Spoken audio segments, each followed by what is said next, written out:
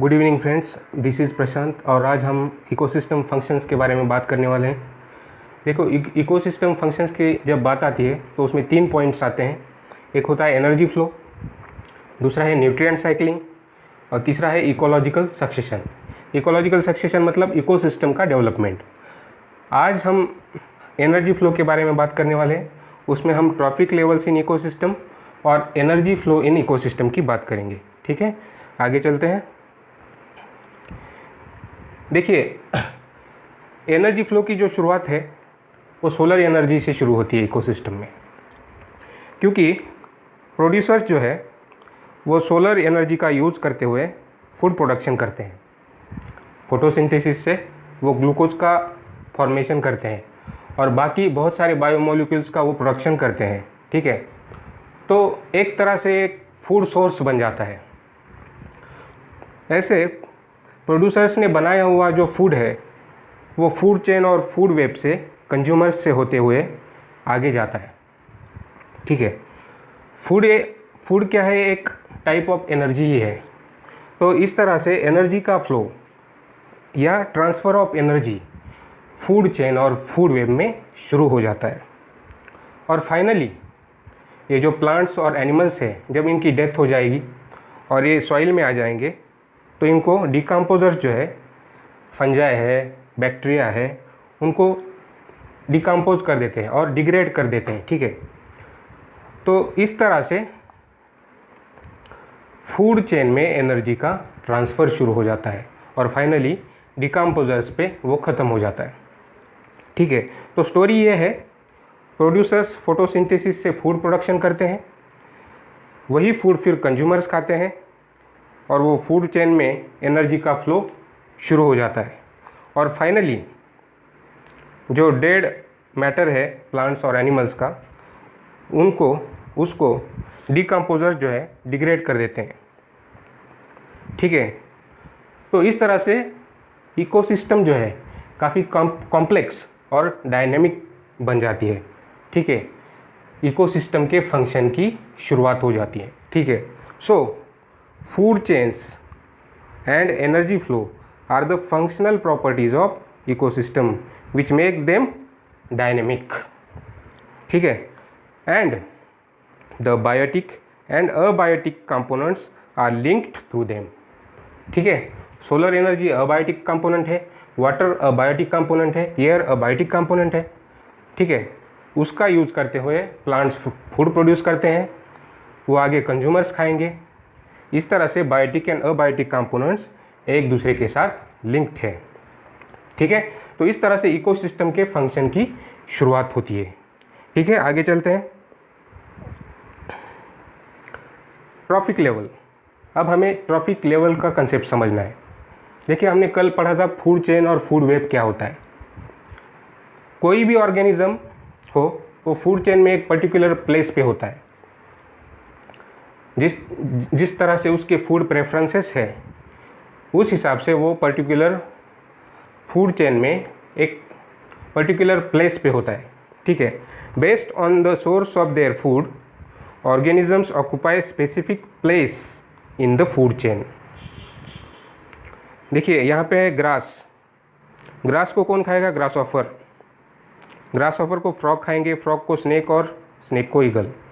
तो ये एक सिंपल ग्रेजिंग फूड चेन है। तो ग्रास जो है यहाँ हमें पता है प्रोड्यूसर है, ये फूड प्रोडक्शन का काम करते हैं। ठीक है, तो इनका ट्रॉफिक लेवल होगा फर्स्ट ट्रॉफिक लेवल, क्योंकि इसकी पोजीशन फर्स्ट लेवल पे आती है। हमने अभी देखा है कि based on the source of their food organisms occupy specific place in the food chain, that is a trophic level in an ecosystem. So यहाँ पे ग्रास जो है वो फर्स्ट ट्रॉफिक लेवल पे आएगा। ग्रास हॉपर जो है प्राइमरी कंज्यूमर है, वो सेकंड ट्रॉफिक लेवल पे आएगा। फ्रॉग जो है वो थर्ड पे आएगा, स्नेक फोर्थ पे और ईगल 5 पे। तो इस तरह से ये अपने अपने ट्रॉफिक लेवल पे काम करते हैं। ठीक है, तो ट्रॉफिक लेवल क्या है?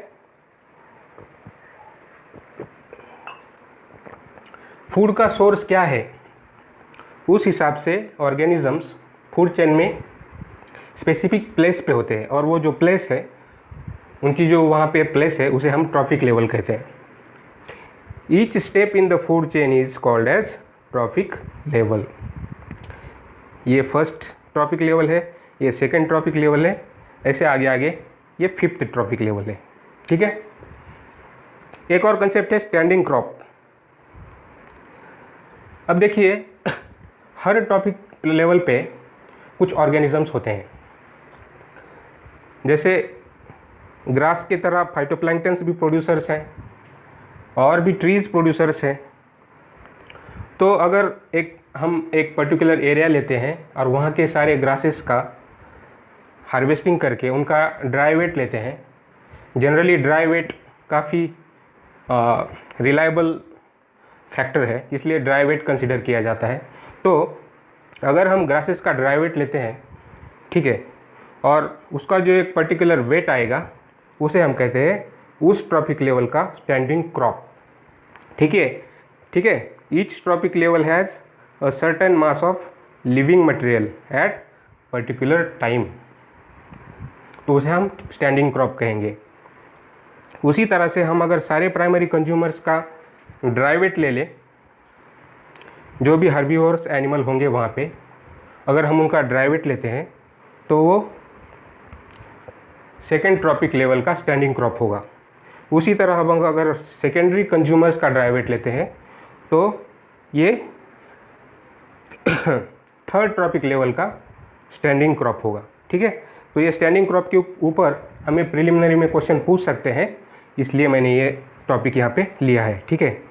So energy flows from producers to carnivores in food via food chain and food web.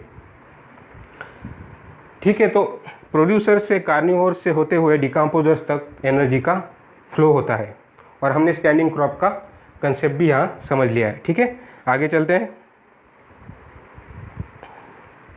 देखिए, हमने अभी देखा कि ट्रॉपिक लेवल का मतलब होता है organisms place in the food chain. ठीक है।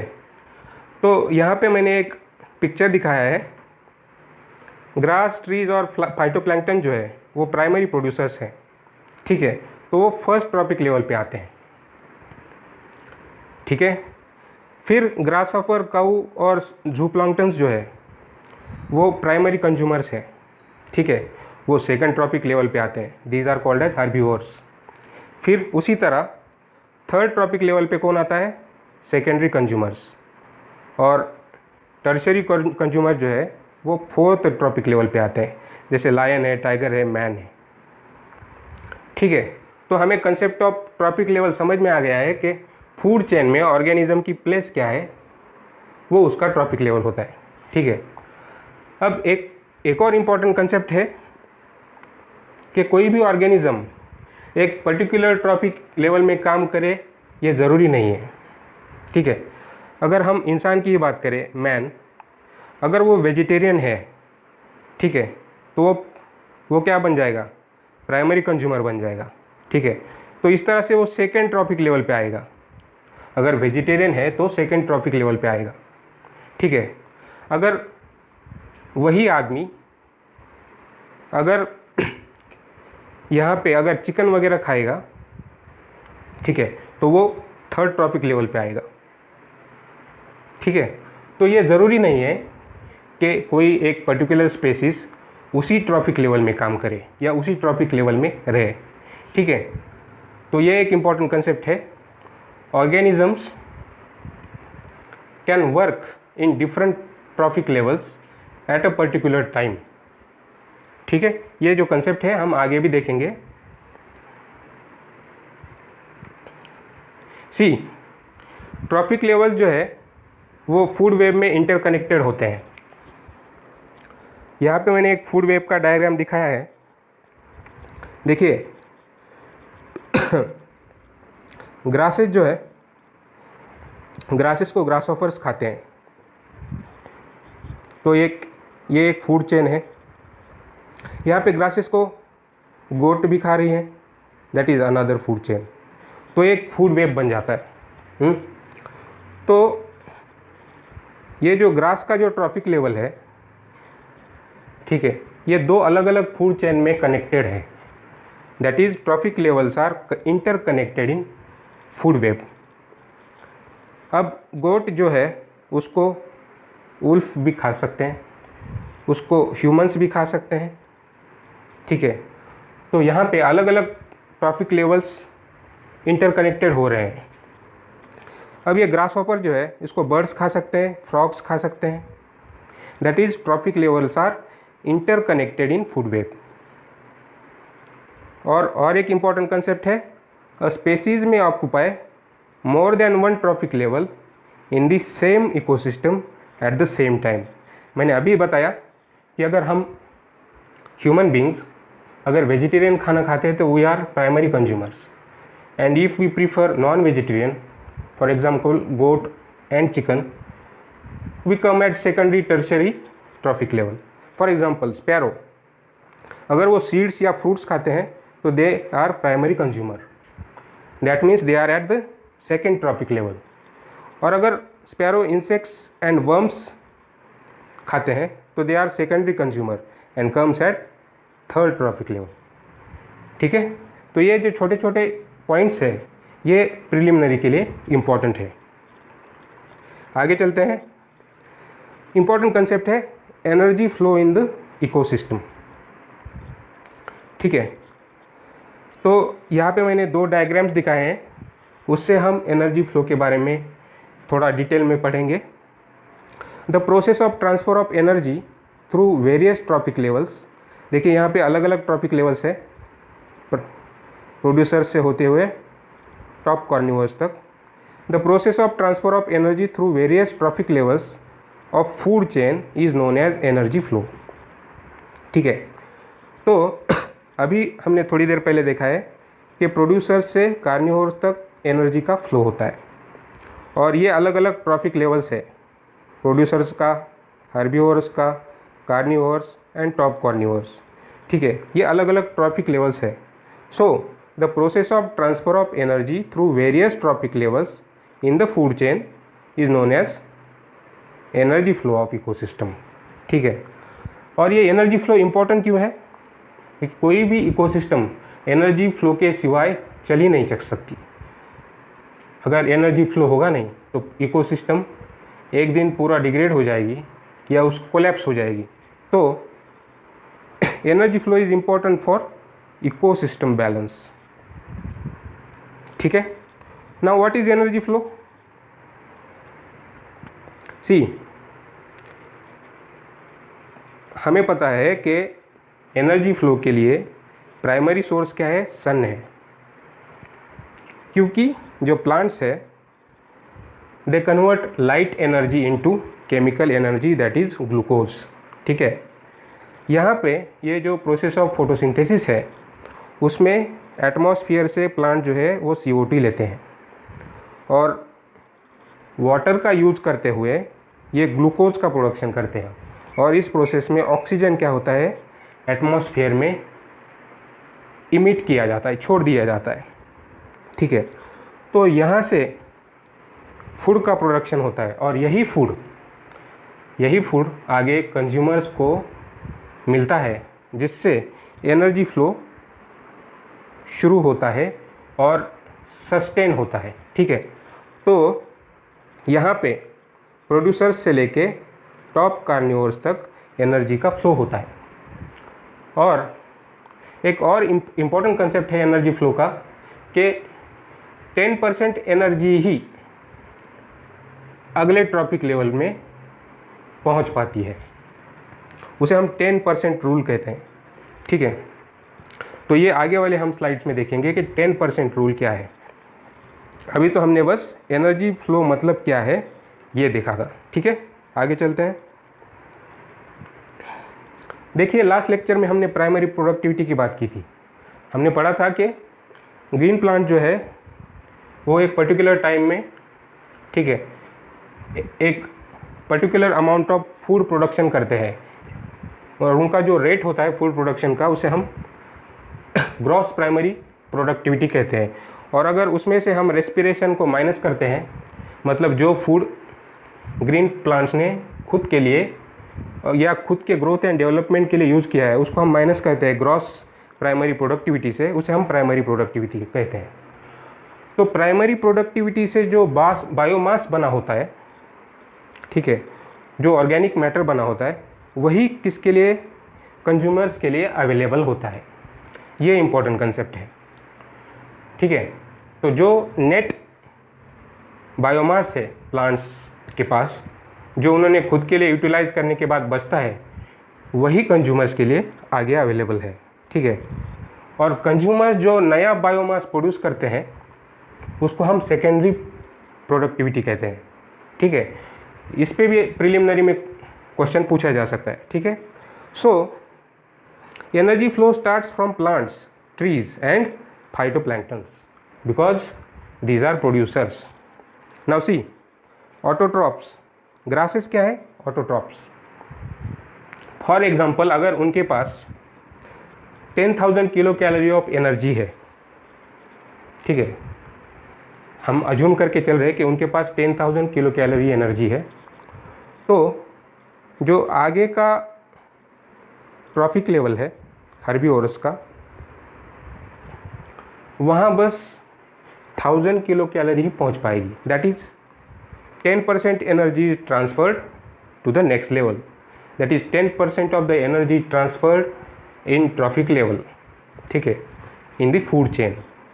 तो इस तरह से ऑटोट्रॉप से 10% एनर्जी यहाँ पे आएगी प्राइमरी कंज्यूमर से, प्राइमरी कंज्यूमर से कार्निवोर्स तक, प्राइमरी कार्निवोर्स तक फिर से 10% एनर्जी आएगी, और प्राइमरी कार्निवोर्स से फिर से सेकेंडरी कार्निवोर तक 10% एनर्जी आएगी। इसका मतलब 10,000 से 1000 किलो कैलोरीज आगे आते हैं, 1000 किलो कैलोरी से 100 किलो कैलोरी ही प्राइमरी कार्निवोर्स तक आते हैं, और सेकेंडरी कार्निवोर्स तक सिर्फ 10 किलो कैलोरीज आते हैं। That is 10% rule, means 10% of energy, 10% of energy transferred to the next trophic level. Okay, now what are the characteristics of energy flow in ecosystem? ठीक है, तो हमने अभी देखा है कि एनर्जी फ्लो यूनिडायरेक्शनल है, वो प्रोड्यूसर्स से लेके डिकम्पोजर्स तक एनर्जी का फ्लो होता है। डिकम्पोजर्स से इस तरफ एनर्जी का फ्लो नहीं होता है। So the flow of energy in the ecosystem is one way. अब कभी हमने हमने देखा है कि ग्रासेस से ग्रासहॉपर तक एनर्जी का फ्लो होता है, हमने ये नहीं देखा कि ग्रासेस ने ग्रासहॉपर को खा लिया, ठीक है। तो ये जो फ्लो ऑफ एनर्जी है वो यूनिडायरेक्शनल होता है, इसमें 10% रूल फॉलो होता है, ठीक है। The amount of energy decreases at successive levels, successive levels में कम कम एनर्जी आगे जाती है, क्योंकि रेस्पिरेशन और एज ए हीट बहुत सारी एनर्जी जो है वो इकोसिस्टम में वेस्ट हो जाती है। मैं दिखाता हूँ, यहाँ पे जो एनर्जी डिक्रीज़ हो रही है उसमें हर ट्रॉपिक लेवल में रेस्पिरेशन के लिए कुछ एनर्जी ये ऑर्गेनिज्म अपने लिए यूज़ करते हैं, ठीक है। तो कुछ एनर्जी रेस्पिरेशन में यूटिलाइज हो रही है और कुछ energy as a heat atmosphere में रिलीज हो रही है, क्योंकि second law of thermodynamic states that जितना हम एनर्जी का ट्रांसफ़र करेंगे उतनी एनर्जी वेस्ट होती जाएगी, ठीक है। तो इतना डिटेल में जाने की हमें ज़रूरत नहीं है, हम बस फॉलो करें कि 10% रूल जो है इकोसिस्टम में फॉलो होता है, ठीक है। अगला कंसेप्ट है number of steps limited to 4 और 5 in food chain. Food chain में ज़्यादातर 4 या 5 ट्रॉफिक लेवल्स होते हैं, ठीक है। और ये सब जो एनर्जी फ्लो का जो कंसेप्ट है ये क्यों इम्पोर्टेंट है? For the balance of ecosystem. अगर एनर्जी फ्लो नहीं होगा तो पूरी इकोसिस्टम कोलैप्स हो जाएगी, ठीक है। अगर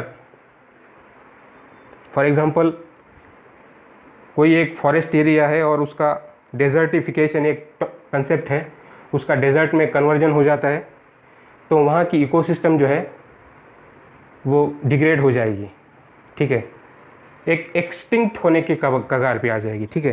तो इसलिए एनर्जी फ्लो का जो कंसेप्ट है काफ़ी इम्पोर्टेंट है, ठीक है। तो आज हमने पढ़ा trophic levels and energy flow and ecosystem. इसके बारे में अगर आपको कोई डाउट होगा तो प्लीज़ पोस्ट कीजिए, हम आपके डाउट्स को रेक्टिफाई करने की कोशिश करेंगे। आप हमें टेलीग्राम पे ज्वाइन कर सकते हैं, फेसबुक पेज पे ज्वाइन कर सकते हैं, ठीक है। अगर आपको अच्छा लगा है लेक्चर तो इसको लाइक कीजिए, शेयर कीजिए, सब्सक्राइब कीजिए, ठीक है। Thank you.